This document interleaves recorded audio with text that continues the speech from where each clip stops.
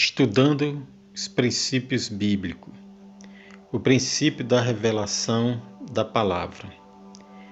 Fica muito difícil para um evangélico compreender quando está sendo guiado ou não por Deus, pelo Espírito, se ele não souber distinguir o corpo, a alma e o espírito.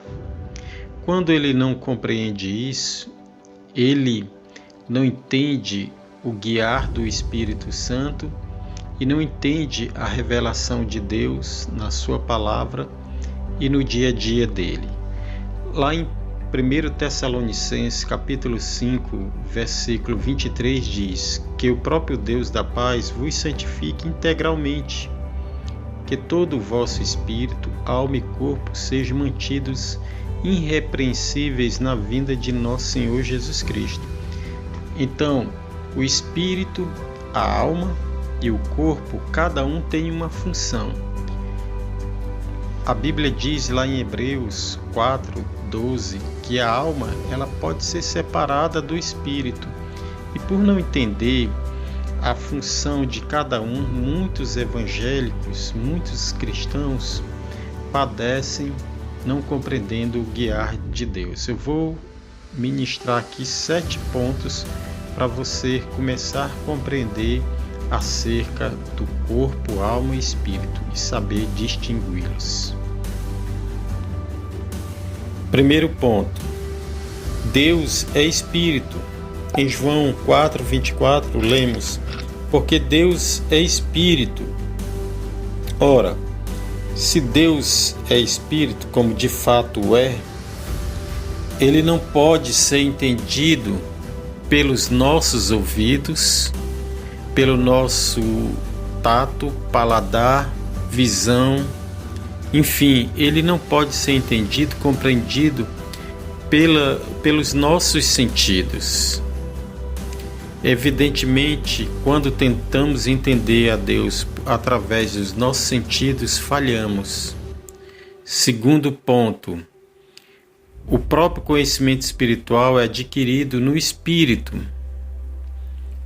Lá em 1 Coríntios 2,14 fala: ora, o homem natural não aceita as coisas do Espírito de Deus, porque lhes são loucura, e não podem entendê-las, porque elas se discernem espiritualmente. Veja bem, todo conhecimento tem um valor na vida do cristão, mas esse conhecimento é adquirido espiritualmente. Esse conhecimento de Deus é no Espírito que é revelado. E muitos cristãos utilizam suas mentes para entender a Bíblia, mas é no Espírito que ela é discernida, que ela é compreendida. E por não entenderem isso, usa todos os seus sentidos nesse aspecto de poder compreender a Escritura e não compreende. Terceiro ponto: o novo nascimento é algo que ocorre inteiramente em nosso espírito e não no corpo.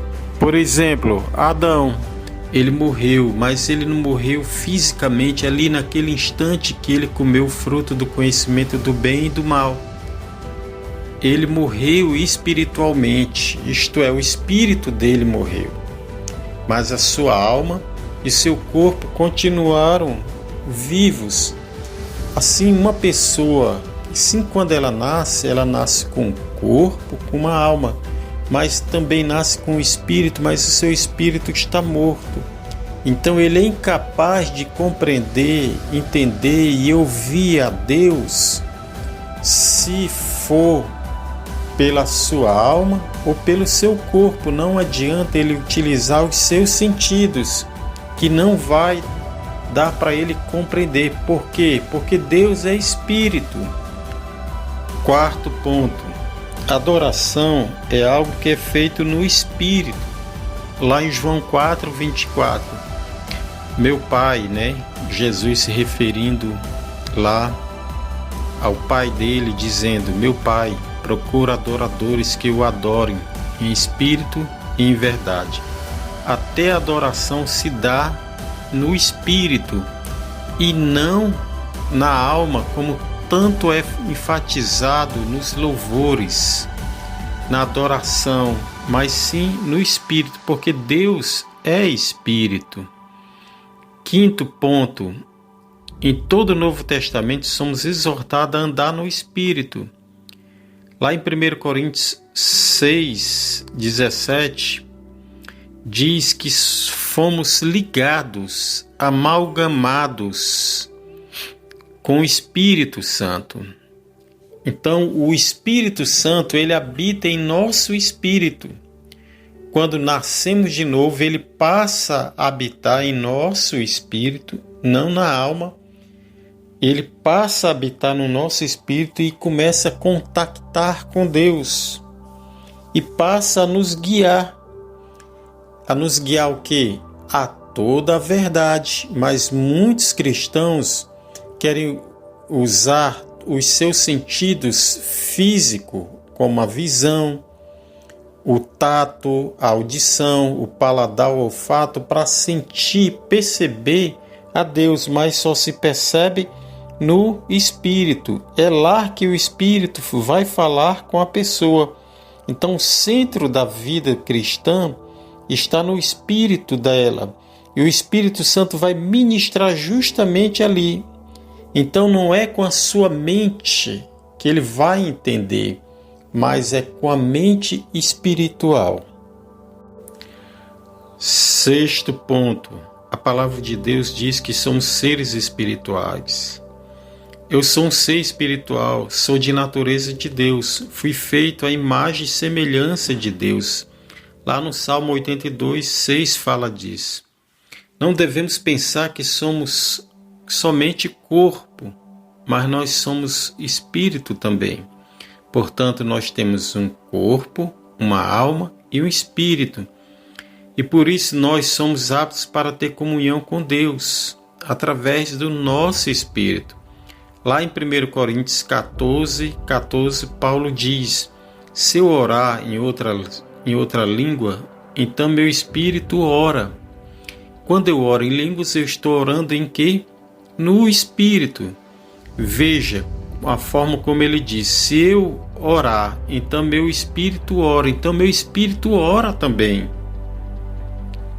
Veja, a palavra eu e o espírito são a mesma coisa, mostrando que Paulo se via como um ser espiritual.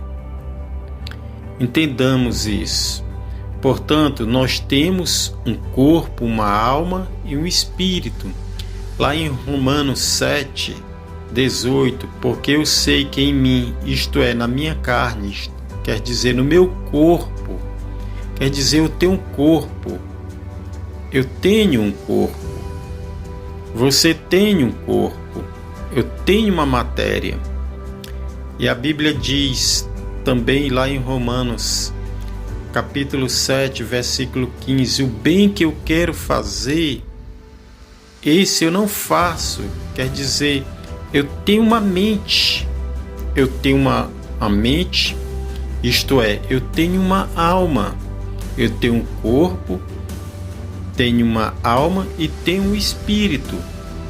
Quando eu entendo isso, vou compreender que eu tenho uma mente, que é uma alma, e que tenho também um espírito. Eles dois estão dentro do corpo. Sétimo ponto. Somos exortados a orar sem cessar no espírito. Lá em 1 Coríntios, capítulo 14, versículo 15, diz o seguinte: que farei, pois? Orarei com o espírito, mas também orarei com a mente. Cantarei com o espírito, mas também cantarei com a mente. Então, eu canto, oro na alma, mas também eu faço isso no espírito. E o meu espírito vai recebendo do Espírito Santo. Eu vou entendendo, vou compreendendo, vou discernindo o falar de Deus. Eu adoro a Deus com a minha alma, com todos os meus sentidos do corpo, mas também o adoro em espírito. O Espírito Santo vai ministrar lá no meu espírito. Aí lá no meu espírito eu vou receber essa ministração que consiste no falar de Deus.